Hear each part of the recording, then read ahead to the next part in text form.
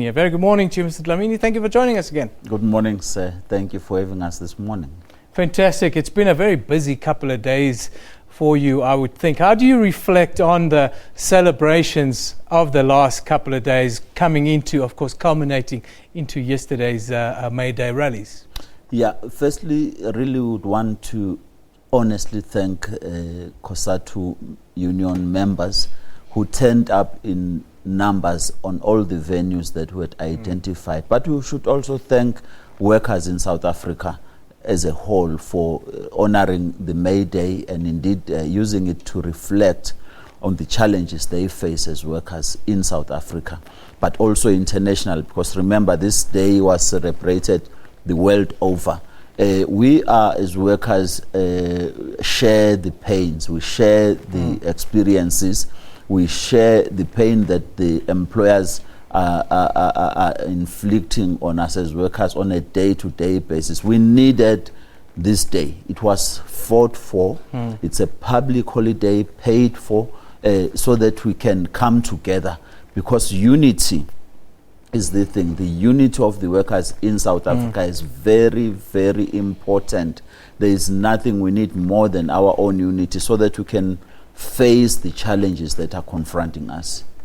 More than 100 years ago, when workers started to be unionized, not just here in South Africa, but around the world, the complaints were the same: a lack of jobs, escalating cost of living, and so forth.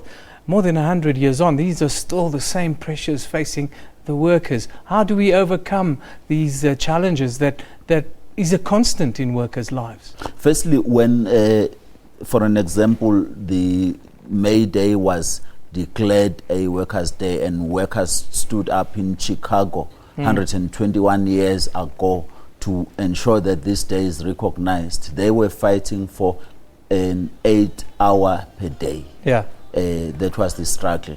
Indeed, it is unfortunate that whilst that has been achieved by and large, but there are still areas where workers still work 56 hours a week, work very crazy odd hours, and yet this is given to them. There are still so many challenges.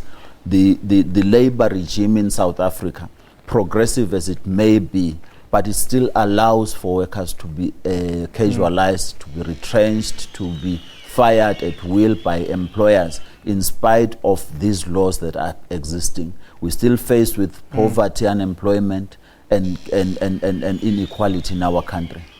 Now, this weekend we saw the launch of a new federation movement, if one can call it, here in South Africa, as COSATU. How do you view these developments, and do you see organized labor going into a competitive phase in South Africa, if one can call it that? Look, firstly, I think let's talk the truth.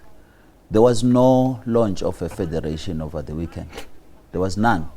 There was a meeting of NUMSA and invited some unions to celebrate May Day, which is what we must respect. But they then have announced that they are beginning this work. We're hoping they would launch this past weekend. It doesn't seem to happen. But we're not fazed by that.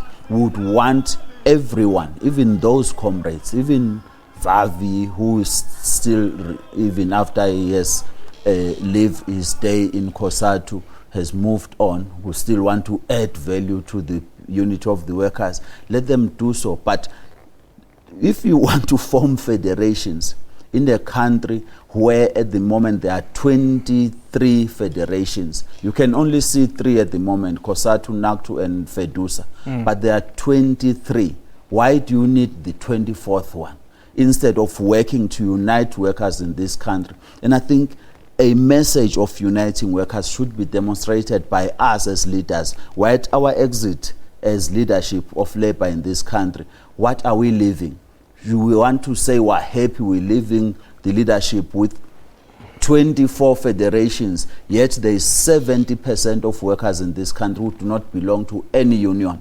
We're scrambling over this 26%, 29%. It's not on. The leadership must sober up, get together, have a very respectful conversation amongst themselves on how we want to unite the workers of South Africa. It's not by forming federations. We won't unite them that way.